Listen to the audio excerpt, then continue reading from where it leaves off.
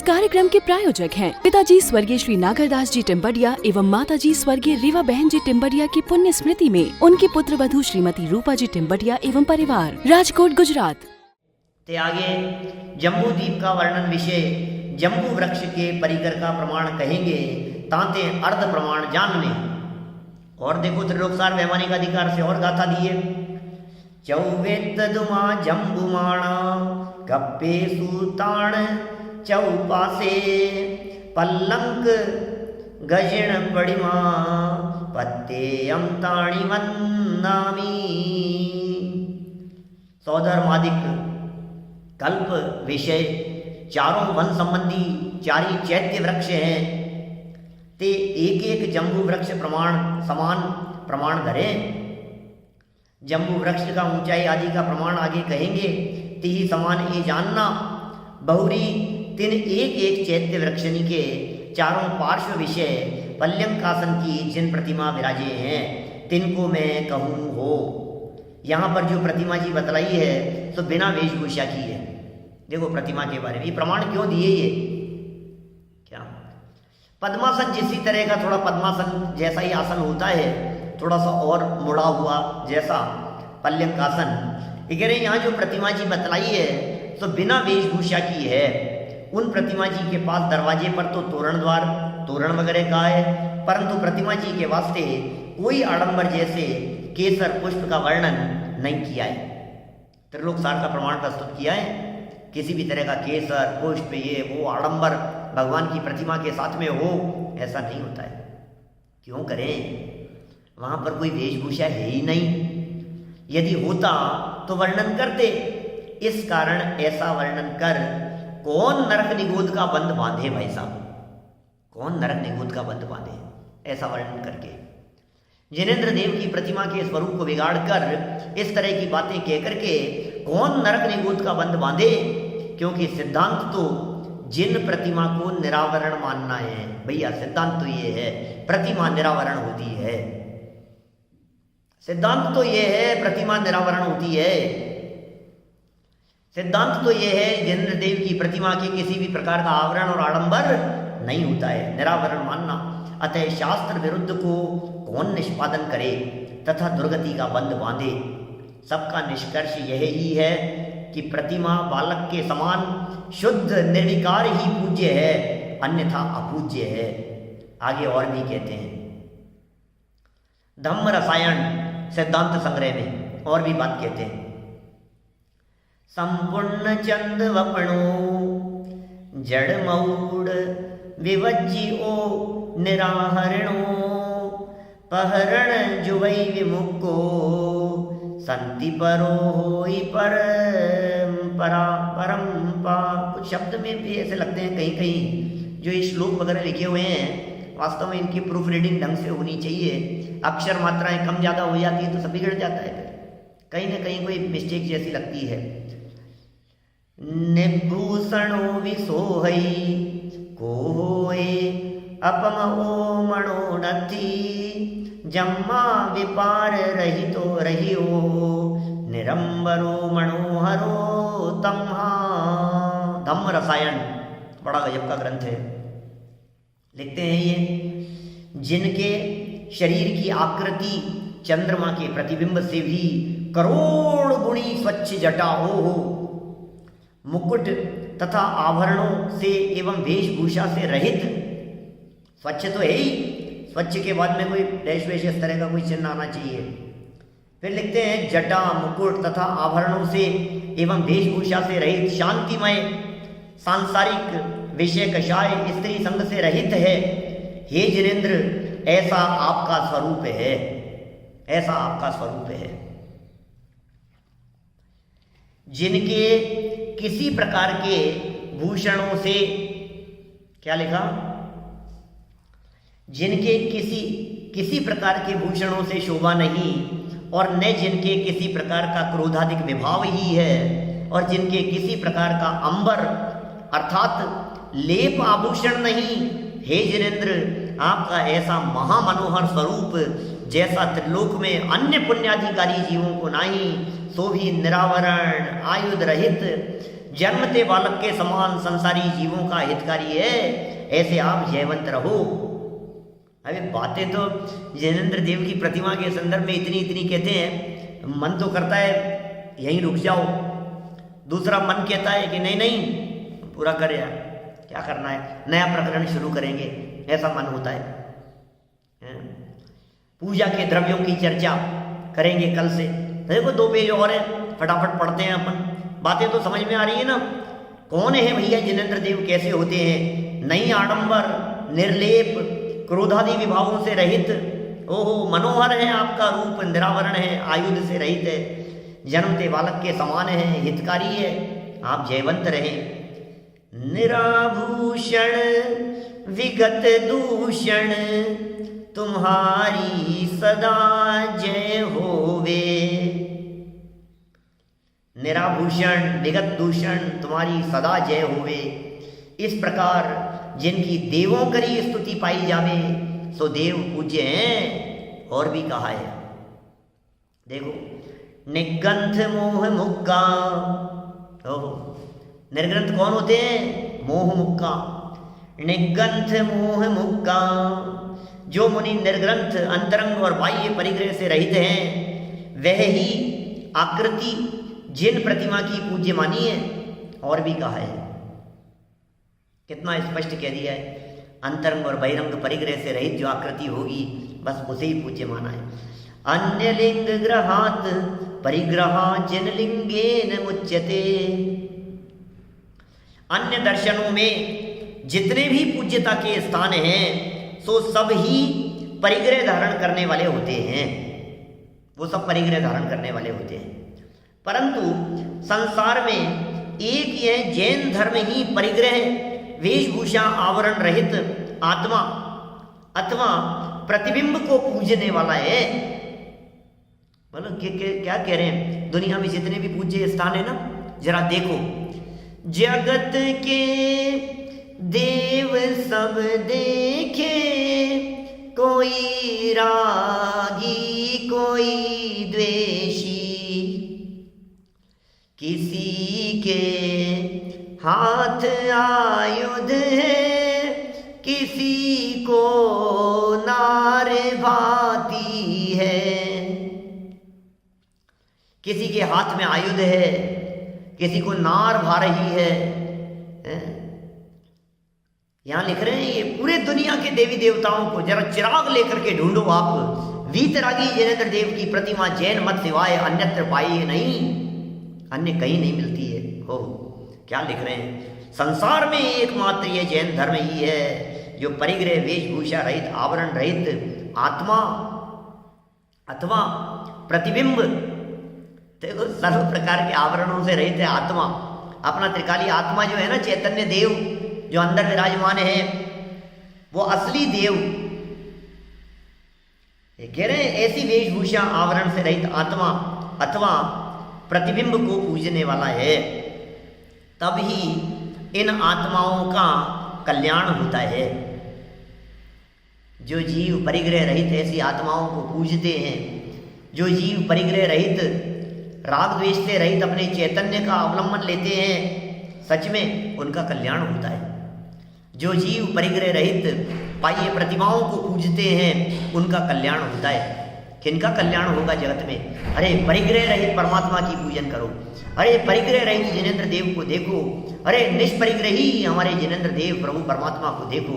यदि आत्मा का कल्याण करना चाहते हो तो इससे आत्मा का कल्याण होता है, और अन्य का कल्याण करते हैं। और भी कहा है, वालग्ग कोड़ि मत्तम परिगह गहणम न होई साऊणम। ओ सूत्र पाउड 17 नंबर का था, वापस प्रस्तुत किया। बाल के अग्रभाग की कोटि भाग करिए, तिनमें से एक अणु मात्र भी परिग्रह साधु के नहीं होवे, और ग्रहण करें तो जिन सूत्र से विरुद्ध है। अणु मात्र भी यदि परिग्रह ग्रहण कर लेवे तो कह रहे हैं जिन सूत्र से विरुद्ध है, जैन नहीं है भाई साहब, वो जैन साधु नहीं हो सकते। भगवान कुंद ने जो प्रतिमा का स्वरूप बताया है उसे लिखते हैं। सपरा जंगम देहा दंसण नाणेन शुद्ध चरणाणम निगंथ वीराया जिणमग्गे एरिसा पड़िमा।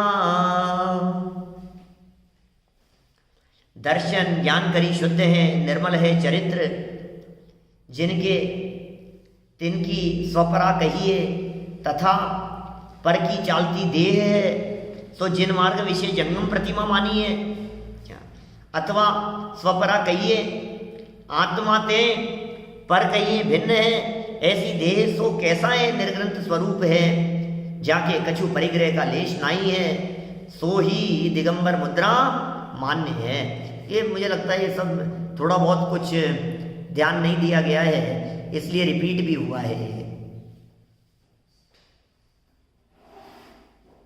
माने रिपीटेशन जैसा लग रहा है ना अपने को। पाक्षिक प्रतिक्रमण में लिखा है अपम वा बहुवा अणुम वा थूलम वा सचित्तम वा अचित्तम वा अमुत्थम वा बहित्थम वा अविवालग कोड़ी मित पिणेव स्वयं इति।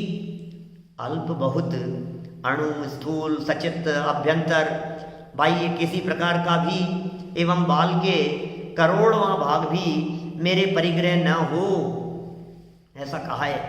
बाल के करोड़वां भाग भी मेरे परिग्रह नहीं हो, किस तरह की बात कही है। क्रियाकलाप ग्रंथ के पृष्ठ 101 छापे के पंक्ति 14वीं में लिखा है कि जिसके पास बाल के करोड़वें भाग भी परिग्रह हो वह संयमी नहीं हो सकता। क्या क्या बातें लिख दी। बाल के करोड़वें भाग भी यदि परिग्रह हो वो संयमी नहीं हो सकता। ज्ञानार्णव में कहा है, और सुनो, निशेष भव संभूतम क्लेश द्रुमहुताशनम शुद्धमत्यंत निर्लेप ज्ञान राज प्रतिष्ठित निर्लेपो निष्कलह शुद्धो निष्पन्नोत्यंत निवृत्त है निर्विकल्पश्च शुद्धात्मा परमात्मेति वर्णित है। जो संपूर्ण संसार में अनेक पर्यायों में उत्पन्न किए हुए कर्मों को एवं क्लेश रूपी वृक्षों को दग्ध करने वाला अग्नि रूप शुद्ध अत्यंत निर्लेप ज्ञान साम्राज्य अर्थात सर्वज्ञता पर निर्लेप निकल शुद्ध अत्यंत निवृत्त निर्लिप्त और शुद्धात्मा होकर स्थित हो उसे परमात्मा कहते हैं। कैसे कहते हैं परमात्मा? एक एक शब्द की तरफ यदि ध्यान दो, और अभी यदि मैं एक एक शब्द की यदि व्याख्या करूं तो आपके ख्याल में आए ये बातें। क्या क्या कह रहे हैं जरा सुनो, एक एक शब्द की तरफ थोड़ा सा ध्यान दीजिए। ये क्या कह रहे हैं? ये वृक्षों को दग्ध करने वाला अग्नि रूप, वृक्षों को दग्ध करने वाला, क्लेश रूपी वृक्षों को दग्ध करने वाला हो शुद्ध अत्यंत निर्लेप ज्ञान साम्राज्य है। उनका ज्ञान निर्लेप है, उनका ज्ञान निर्लिप्त रहता है।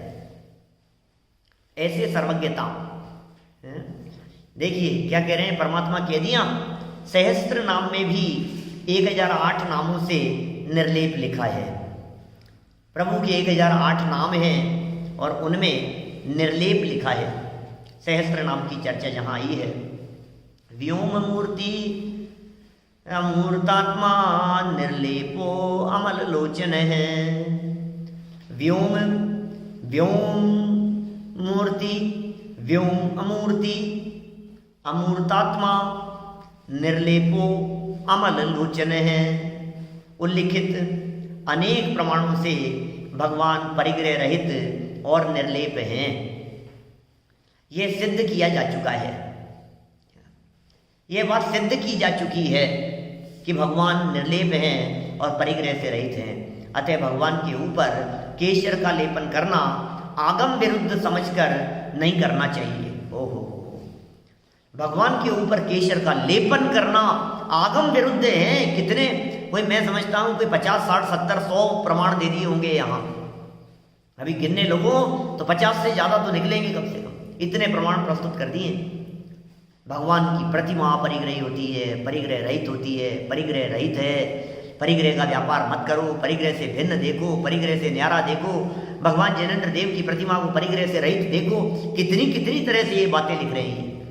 बोलो क्या लिखा है?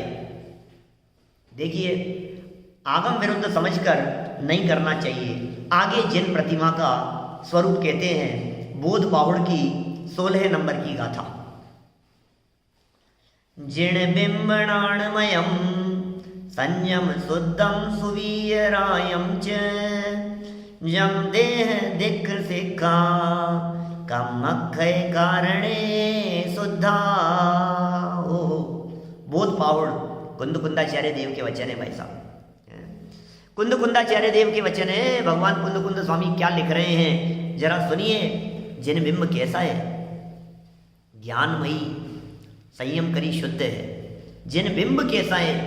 ज्ञानमयी और संयम, ज्ञान से युक्त है, संयम से युक्त है, इससे जो शुद्ध है और अतिशय कर वीतराग तथा कर्म क्षय का कारण शुद्ध जिनमत में बालक तुल्य दीक्षा शिक्षा हुए हैं। ये सच में ऐसा कह रहे हैं। यहाँ जो बात कही है ना, ज्ञानमयी संयम से युक्त हैं, शुद्ध हैं और अतिशय वीतराग हैं तथा कर्म क्षय का कारण शुद्ध जैन मत। ये दीक्षा की बात कही। दीक्षा कैसी होती है? जैनेन्द्र देव की दीक्षा किस प्रकार की होती है? तो जो दीक्षा से तुल्य है, बालक के समान है, दीक्षा के समान है, पूज्य चिन्ह दीक्षा के समान है, निर्विकारी है, संयम से शुद्ध है, पूज्य है, ये ऐसा कहना चाहते हैं यहाँ भाई साहब। जैनेन्द्र देव का बिंब भी उसी प्रकार का होता है। और भी कहा है, सुनो जरा। निगंथे जिणमग्गे संख्ये वेणम जहाँ खादम।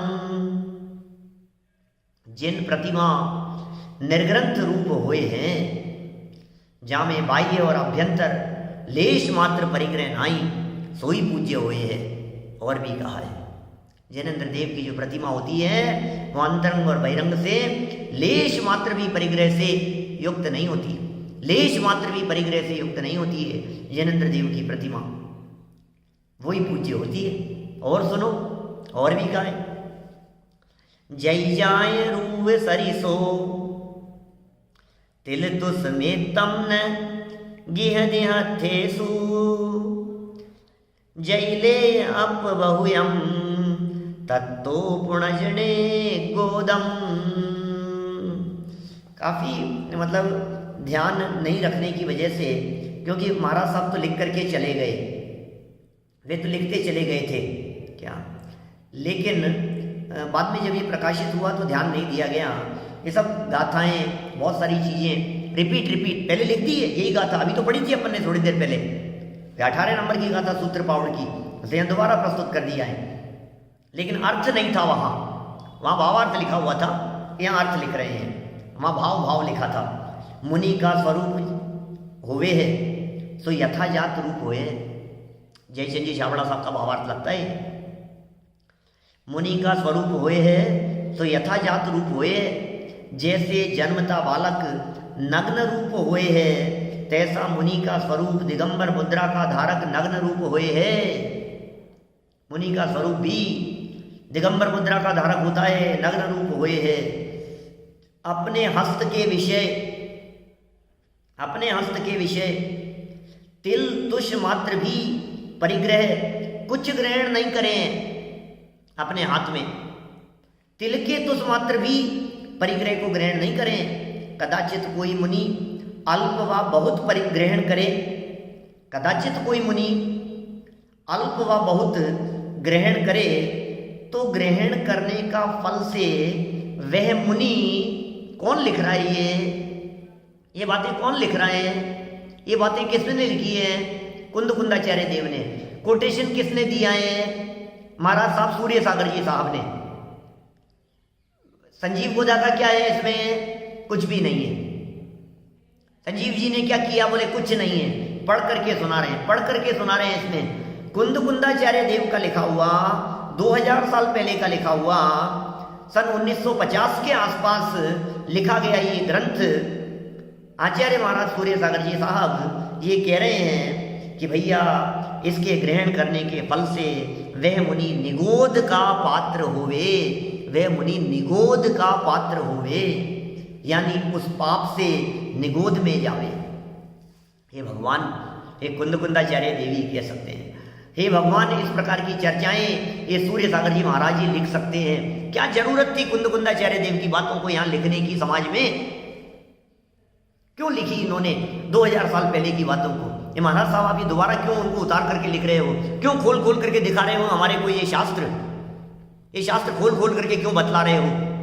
क्या जरूरत है इन शास्त्रों को खोल खोल करके दिखाने की कि भैया विकृति बहुत है, भैया विकृति बहुत है, अपना लोटा छान करके पीना, ये कहना चाहते हैं। भैया बहुत कंकर मिले हुए हैं, भैया बहुत जगह जगह पर कांटे हैं, भैया सावधान रहना। इसलिए आचार्य महाराज साहब कहना चाहते हैं भैया, यानी उस पाप से निगोद में जावे। चलो अंतिम प्रमाण प्रकरण संपन्न हो रहा है अपना, फिर नित्य पूजन के स्वरूप की चर्चा करेंगे कल से। ये खत्म हुई बात। ये लिख रहे हैं, पुरोरंग वल्यात ते भूमि भागे सुरेन्द्रोपनीता बभौ सा सर्पया शुचि द्रव्य संपत् समस्तैव भर्तुः पदोपास्ति मिज्जुः श्रिता तच्चलेन। आदि पुराण पर्व 23 107 नंबर का यह श्लोक है। अर्थ, सुरेंद्र निकर कल्याण पूजा का द्रव्य जो सो श्री जिनेन्द्र भगवान के चरण कमल के पास रंगावली की भांति भूमि के भाग में से चढ़ाया। देखो आदि पुराण का है, यहाँ पर जो चरणों पर केसर पुष्प चढ़ता होता तो इंद्र जो पूजन का द्रव्य लाया था उसमें केसर पुष्प जरूर लाता और उसे पृथ्वी पर रंगावली के समान क्षेपण करता, यह चरणों पर ही चढ़ाता। परंतु ऐसा न होने से पृथ्वी पर चढ़ाया। क्या बात कह रहे हैं, पृथ्वी पर चढ़ाया उसने, क्योंकि वीतराग को सराग बनाने के बराबर अन्य पाप नहीं है। याते देवों ने सामग्री चरणों के पास ही चढ़ाई। अरे अरे अरे भाई, अरे भाई, अंतिम वाक्य बहुत गजब का कह दिया है। प्रकरण संपन्न कर दिया है अपन ने यहाँ। अब ये प्रकरण दोबारा, ये चंदन केसर संबंधी प्रकरण अभी फिलहाल यहाँ नहीं है। अभी ये क्या लिख रहे हैं, ये पूजा की चर्चा करेंगे आगे। और ये लिख दिया है, वीतराग को सराग बनाने से समान अन्य कोई पाप नहीं है। ओहो, इससे बढ़कर कोई क्या पाप हो सकता है? वीतरागियों को रागी बना दिया, आकाशाइयों को कशाई बना दिया, अपरिग्रहियों को परिग्रही बना दिया। इससे बड़ा और पाप क्या होगा? कितना बड़ा पाप है। ऐसा पाप हमसे नहीं हो जाए, हम नहीं कर सकते जीवन में कोई ऐसा पाप। अरे क्या धर्म हो जाएगा उससे? यदि नहीं लगाएंगे तो क्या छूट जाएगा, मुझे ये तो बतलाओ। हमसे क्या छीन लिया? यदि हमने किसी प्रतिमा के ऊपर केसर चंदन यदि नहीं लगाया तो हमसे क्या छीन लिया, ये तो बतलाओ। हो क्या गया उसमें? फर्क क्या पड़ गया? उसी से धर्म होगा। अरे अपने सर पे लगा लो ना, ऐसे ऐसे तिलक लगा लो अपने सर पर केसर का। भगवान के लगाना जरूरी है क्या? प्रक्षाल करो भगवान का, उत्तम वस्त्र पहन करके करो, शुद्धता से करो, बहुत विचार विवेक पूर्वक करो, भगवान की गौरव गरिमा बनाए रखो, परिग्रही मत बनाओ उन्हें। इससे बढ़कर कोई पाप नहीं है। इतना खतरनाक शब्द ये महाराज साहब ने दे दिया है, मुझे तो ऐसे लगता है इससे ज्यादा और कठोर शब्दों के अंदर क्या बात कह सकते थे। अंतिम वाक्य है इस प्रकरण का, वीतराग को सराग बनाने के बराबर अन्य पाप नहीं है। लो कितना खतरनाक वाक्य है। दिल में लग जाए तो लग जाए। इतने प्रमाण देने के बाद भी, इतने आगम प्रमाण धड़ाधड़ प्रस्तुत करने के बाद भी। अब मैं कहता हूं दूसरा कोई प्रमाण किसी का लिखा हुआ आप ला करके भी यदि हमारे को बता देंगे, देखो लिखा है चंदन लगाने, तो उससे धर्म हो जाएगा क्या? धर्म तो अपने आत्मा को जानने का नाम है, धर्म तो राग द्वेष मिटाने का नाम है, धर्म तो कषाय मिटने का नाम है। मुक्ति तो कषाय मिटने से होती है भाई साहब। राग नहीं मिटा, कषाय नहीं मिटी, विभाव भाव नहीं मिटा, तू मैं लड़ाई झगड़े होते रहे, क्या धर्म हो जाएगा इससे? इस कार्यक्रम के प्रायोजक हैं पिताजी स्वर्गीय श्री नागरदास जी टिम्बडिया एवं माताजी स्वर्गीय रीवा बहन जी टिम्बडिया की पुण्य स्मृति में उनकी पुत्र वधू श्रीमती रूपा जी टिम्बडिया एवं परिवार, राजकोट गुजरात।